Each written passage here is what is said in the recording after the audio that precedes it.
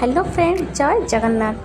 सकाल सकाल उठ देखे तो माँ ये कौन सफासफी कर सारिकी जुटी चित्र काटिदे मुझे चलीगली फुल भी तोड़ी नहीं आसली।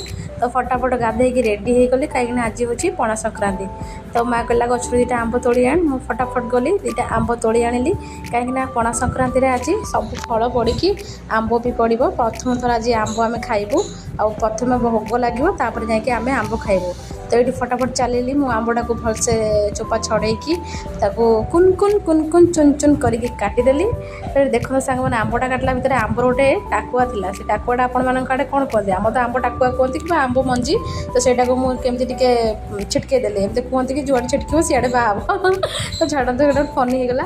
तो ये फटाफट मो कदली की चुन चुन चुन चुन कर काटिदेली अंगुल को भी काटिदेली आउ जल्दी जल्दी कम सारी देकी आज जेहेतु पणा संक्रांति तो बाहर को भी जीवार अच्छी बुलाबुली करने।